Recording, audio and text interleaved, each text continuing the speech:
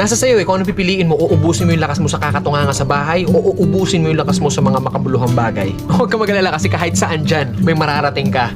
Alam mo na yun.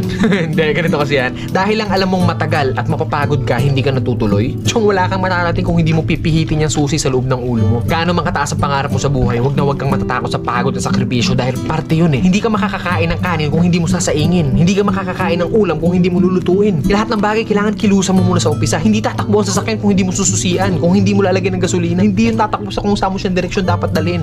Kailangan kumilos ka. Kailangan ng lakas mo para marating mo kung ano yung gusto mong marating sa buhay. Kasi kung hihiga ka lang dyan, wala mangyayari talaga sa'yo. Hindi po pwede na inaasal natin lahat sa Diyos na parang nasa Diyos, lagi kong idadasal sa Diyos. Hindi po pwede yun. Sabi nga nila, di ba, nasa Diyos ang awa, nasa tao ang gawa. So depende yan sa'yo kung ano yung gusto mong kilos. Sabi nga, work smart, not hard. Hard work nga yung ginagawa mo, pero sablay naman yung mga diskarte mo. Wala rin mangyayari, di ba? Smart move yung ginagawa mo, pero swabe lahat. Kailangan mo lang talaga gamitan ng tamang isip at tamang puso sa lahat ng bagay. Ang pangarap, parang nagtatanim ng puno. Malaki pangarap mo, malaking puno yung kailangan mong itanim. Hindi naman pwede maghukay ka ng mababaw lang. Hindi naman pwedeng konting tubig lang yung ididalig mo dyan. Kung gusto mo ng malaking puno, malaking trabaho ang kapalit nun. At nasa sayo yun. Then pag nagbunga na yun, hindi po pwede na hayaan mo na lang bumunga yan dyan. Hindi. Kailangan pa rin ng maintenance. Ganun din sa atin. Kung ano yung marating natin, nandoon na tayo sa taas, hindi po pwede na